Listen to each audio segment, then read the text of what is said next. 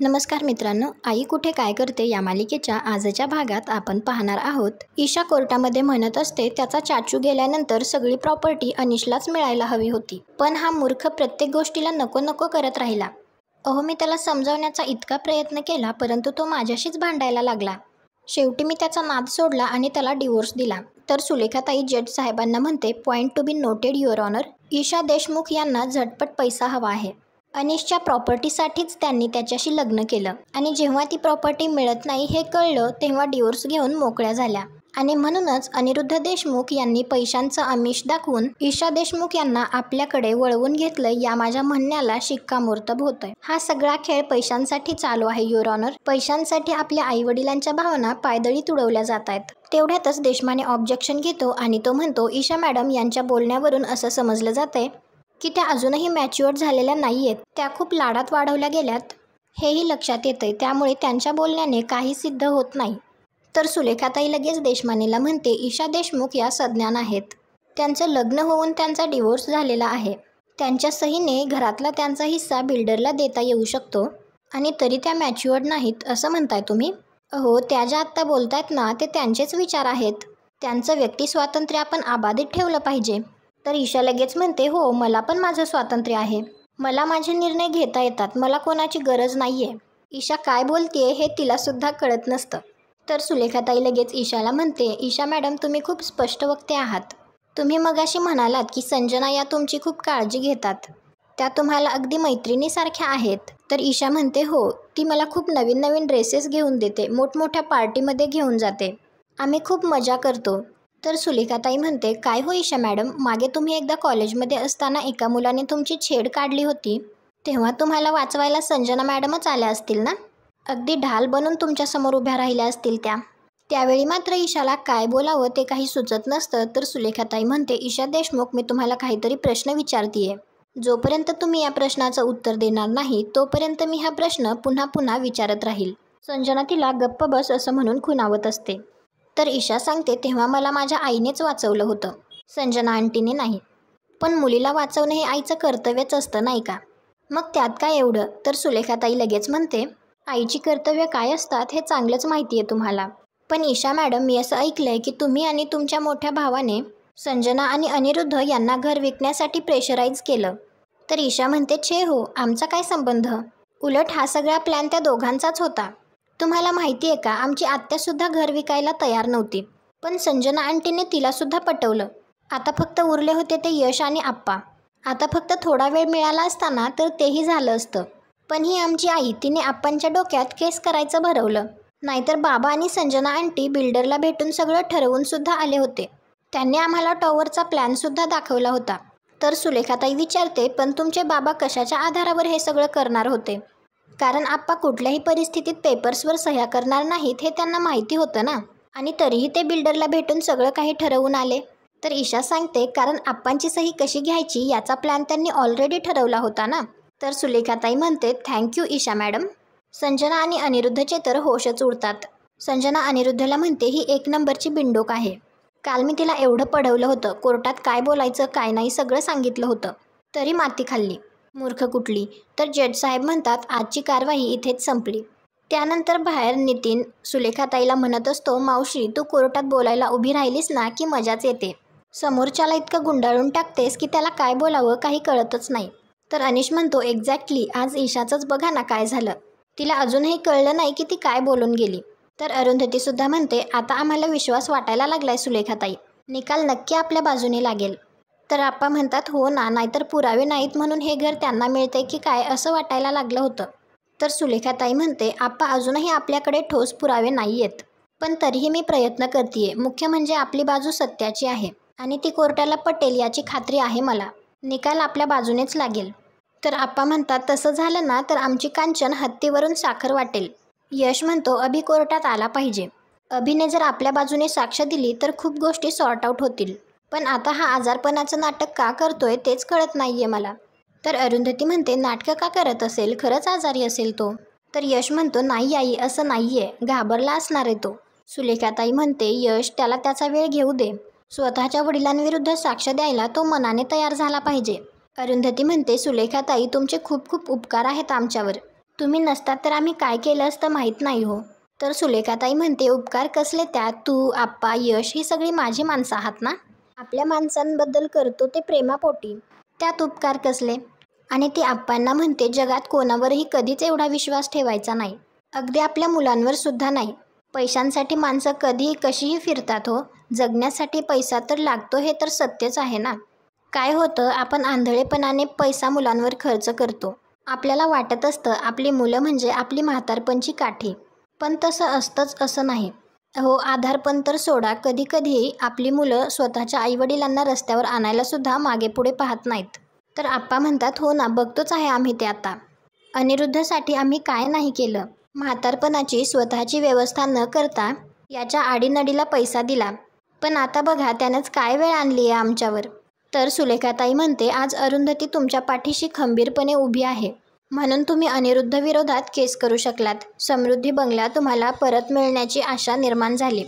पण अरुंधती नसती तर अहो, घर तर गेलंच असतं, पण पैसाही हाती राहिला नसता. तुम्ही आणि कांचनताईंनी उरलेलं आयुष्य कसं काढलं असतं? तर आप्पांच्या डोळ्यात थोडंसं पाणी येत असतं. ते म्हणतात, कल्पनासुद्धा करवत नाही. चुकलंच माझं. मी माझ्या मुलावर एवढा विश्वास ठेवायला नको होता, पण आता नाही. आता मी कोणावरही विश्वास ठेवणार नाही. मी स्वतःसाठी आणि कांचनसाठी पैसे बाजूला काढून ठेवणार आहे. कोणापुढे हात पसरायची वेळ यायला नको. आणि सुलेखाताई, हे मी असंच माझ्या मित्रांना सुद्धा सांगणार आहे. माझ्या अनुभवातून त्यांना शहाणपण आलं तर बरंच आहे. तर यश आप्पांना म्हणतो, जे झालं ते झालं. आम्ही सगळे तुमच्याबरोबर आहोत, त्यामुळे आता जास्त विचार करू नका. तर अरुंधती म्हणते, आप्पा चला घरी, आई वाट बघत असतील. तर सुलेखाताई म्हणते, तुम्ही सगळे व्हा पुढे, मला काही पेपर्स सबमिट करायचे तर मी नंतर येते. आणि ती अनिशला म्हणते, आपण नंतर आश्रमात भेटू. तर नितीन म्हणतो, चला मी सोडतो सगळ्यांना. बाहेर संजना ईशावर चिडत असते. तिला म्हणते, डोक्यावर पडली आहेस का तू? तर ईशा म्हणते, आता काय केलं मी? तर संजना म्हणते, बोलण्याआधी ना जरा नीट ऐक समोरचा माणूस काय म्हणतोय. सुलेखाताई काय प्रश्न विचारत होत्या तुला आणि तू काय उत्तर देत होतीस? तर ईशा म्हणते, मला नाही आठवत आहे. त्या सुलेखाताई खूप अग्रेसिव्हली बोलत होत्या.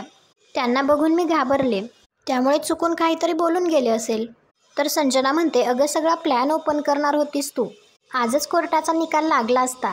नशीब अजून काही बोलली नाहीस. तर ईशा म्हणते, ठीक आहे ना, काही झालं नाही ना, मग कशाला एवढी बोलतीयस?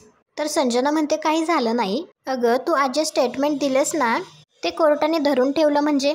काय म्हणालीस तू? बाबा इतके कॉन्फिडंट होते की आप्पांच्या सह्या कशा घ्यायच्या हे त्यांना माहिती होतं, असं म्हणालीस? याचा अर्थ काय होतो माहिती आहे तुला?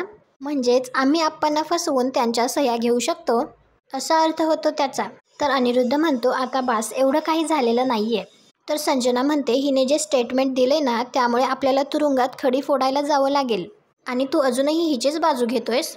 तर अनिरुद्ध म्हणतो, ठीक आहे ना, लहान आहे ती. तर संजना म्हणते, लहान? या तुझ्या लहान मुलीचं लग्न होऊन 6 महिन्यात डिवोर्स झाला, तेव्हाही तुला लहान नाही वाटली?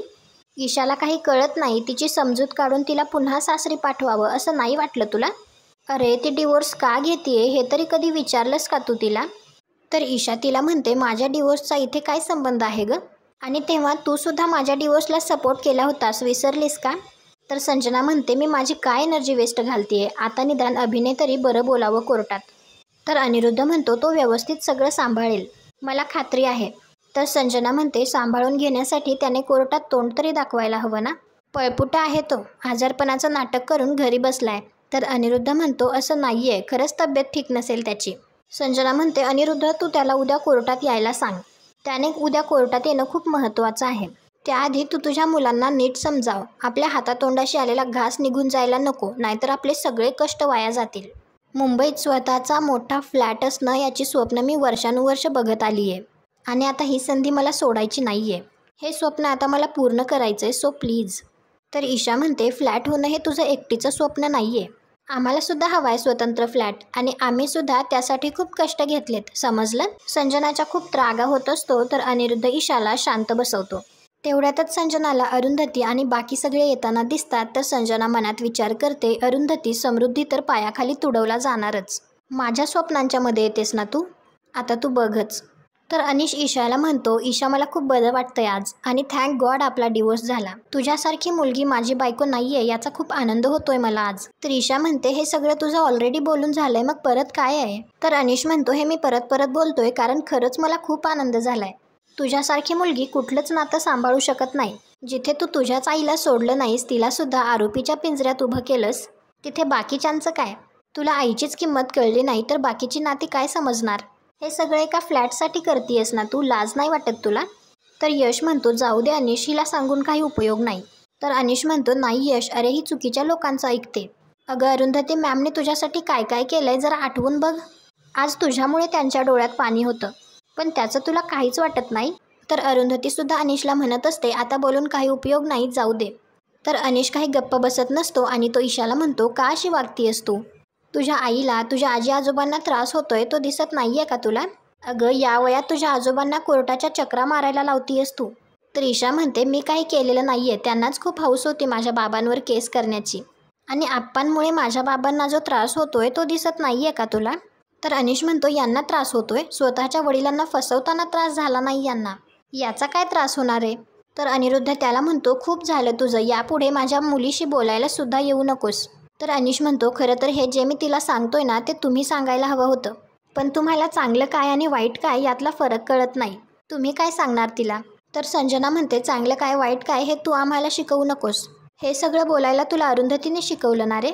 तर अनिश म्हणतो, त्यांनी का शिकवायला हवं? काही महिने का होईना ईशा माझी बायको होती, त्यामुळे मी तिला चांगलंच ओळखतो. एखाद्या गोष्टीचा ती कुठल्या अँगलने विचार करू शकते हे मला चांगलंच माहिती आहे आणि कोण तिचे अतिलाड करतं आणि कोण तिला इन्फ्लुएन्स करतं हेही चांगलंच माहिती आहे. तर आप्पा म्हणतात, अनिश बाळा स्वतःला त्रास करून घेऊ नकोस, चल जाऊ आपण. तर अनिश ईशाला म्हणत असतो, वेळीच जागी हो. तू ज्या लोकांची साथ देतीयस ना ते स्वतःसाठीच मोठा खड्डा खणतायत. उद्या जर ते खड्ड्यात पडले ना तर ते तुलाही ओढून घेतील. त्यामुळे कोणावर विश्वास ठेवतीयस ना याचा नीट एकदा विचार कर. ते स्वतःच्या आईवडिलांना फसवू शकतात, ते मुलांना का नाही फसवणार?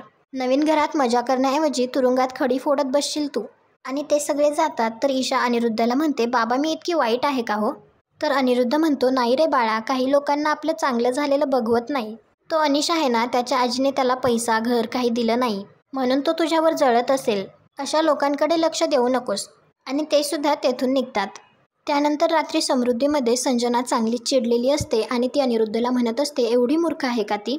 ईशाना आपल्याला जेलमध्ये पाठवणार आहे. काहीही विचार न करता वाटेल ते स्टेटमेंट देत होती कोर्टात. तर अनिरुद्ध म्हणतो, आता जे झालं ते झालं. तर संजना म्हणते, काय झालं ते झालं, आपल्या केसचा रिझल्ट अजून लागायचा आहे. सुलेखाताई काय चीज आहे हे कळलं नाही का तुला अजून? त्यांच्या ना आता लक्षात आलंय आपल्यात सगळ्यात वीक ईशा आहे. तिच्याकडून खरं काढून घेणं खूप सोपं आहे. तर अनिरुद्ध म्हणतो, पुढच्या वेळेला ती बरोबर उत्तरं देईल. आता कळलंय तिला. आणि त्या सुलेखाताई किती उलटसुलट प्रश्न विचारतात माहिती आहे ना तुला? तर संजना म्हणते, हा मग त्या ते प्रश्न विचारणारच, पण आपण अलर्ट असायला नको का? कमाल करतोस तू. मी घरी ईशाची सगळी प्रॅक्टिस करून घेतली होती. काय बोलायचं काय बोलायचं नाही हे सगळं तिला शिकवलं होतं, पण तिथे जाऊन बरोबर माती खाल्ली तिने. बावळट मुलगी आहे ती. ती सुलेखाताईंच्या घरी राहिली आहे ना, मग अशी कशी घाबरली? तर अनिरुद्ध म्हणतो, रिलॅक्स, असं होऊ शकतं. संजना म्हणते, आपल्याकडे सेकंड चान्स नाही आहे. आपल्याला सगळ्यांना खूप सावध राहायला लागणार आहे. आपल्यातला एक जरी चुकला ना तरी आपल्याला जेल होऊ शकते. तर अनिरुद्ध म्हणतो, ईशा खूप घाबरली होती म्हणून असं बोलून गेली. तर संजना म्हणते, ईशा आणि घाबरली हे तुला तरी खरं वाटतंय का? अरे सुलेखाताईंच्या नातवासोबत लग्न करून 6 महिन्यात डिवोर्स घेतला हिने. तेव्हा नाही भीती वाटली हिला? त्यांच्याच घरात राहून त्यांची प्रॉपर्टी मिळवण्यासाठी प्रयत्न करत होती तेव्हा नाही घाबरली? आणि कोर्टात 4 प्रश्न काय विचारले म्हणे घाबरली. तर अनिरुद्ध म्हणतो, आता दिवसभर तू मला हे ऐकवणार आहेस का? काय करू म्हणजे तू गप्प बसशील, हात जोडून माफी मागू? तर संजना म्हणते, त्याचा काहीच उपयोग नाहीये, त्यापेक्षा तू ईशाला समजाव. तर अनिरुद्ध म्हणतो, आजच बोलतो मी तिच्याशी. तर संजना लगेच म्हणते, नाही नको, तू काही करू नकोस, कारण तुझं बोलणं मला माहिती आहे. काहीही करून आपल्याला ही केस जिंकणं भाग आहे. आपण त्या बिल्डरकडून पैसे घेतलेत. ईशाच्या मूर्खपणामुळे हे घर हातातून जाता कामा नये. आता हे सगळं मलाच हँडल करावं लागणार आहे. तर तेवढ्यातच अभि तेथे येतो. तर अनिरुद्ध विचारतो, आता बरं वाटतंय का? काय झालं होतं तुला? तर अभि म्हणतो, मला थोडा फेवर इश्यू वाटत होता. तर संजना म्हणते, एवढ्याशा कारणासाठी तू कोर्टात येणं टाळलंस? खोटं बोलतोयस तू अभि, तुला काहीही झालेलं नाहीये. खरं सांग, काय सुरू आहे तुझ्या डोक्यात? नक्कीच याला अरुंधती भेटलीये, तिनेच तुझा ब्रेनवॉश केलाय ना? तर अभि म्हणतो, आईचा काहीही संबंध नाहीये, मला खरंच बरं वाटत नाहीये. तर अनिरुद्ध म्हणतो, ठीक आहे, जाऊन आराम कर आणि पुढच्या कोर्टाच्या तारखेला नक्की ये. तुझासुद्धा हक्क आहे या घरावर. आम्ही केस जिंकण्यासाठी खूप प्रयत्न करतो. तुम्हालासुद्धा थोडी मदत करावी लागेल. निदान कोर्टात येऊन तुम्ही तुमची बाजू मांडा, म्हणजे कोर्टाचा निकाल लवकर लागेल. तर अभि म्हणतो, मी प्रयत्न करतो पुढच्या वेळी कोर्टात येण्याचा. तर संजना म्हणते, प्रयत्न नाही, तुला यावंच लागेल. अभि तेथून गेल्यानंतर संजना अनिरुद्धला म्हणते, अभिने धड काही सांगितलं नाही, हा नक्की येईल ना कोर्टात? अनिरुद्ध, याच्या मनात नक्कीच काहीतरी सुरू आहे. तुझ्या मुलीने आपल्याला तोंडावर पाडलेच आहे, आता याने काही करायला नको. मला याच्यावर विश्वासच नाहीये, हा नक्की काहीतरी घोळ घालणार. याच्या डोक्यात नक्कीच काहीतरी शिजतंय. आणि आजचा भाग इथेच संपतो. पुढील भागात आपल्याला पाहायला मिळणार आहे, अरुंधती संजनाला म्हणते, आता माझ्या मुलाच्या आयुष्याशी खेळणार आहेस तू? याआधी तू माझ्यावर आणि आप्पांवर हल्ला केला होतास, आता माझ्या लेकावर हल्ला केलास? आणि ती संजनाला चांगलीच धमकावते. तुम्हाला हा भाग कसा वाटला ते कमेंट करून नक्की सांगा. व्हिडिओला लाईक करा, आपल्या मराठी मालिका चॅनलला सबस्क्राईब करा. भेटू उद्याच्या भागात.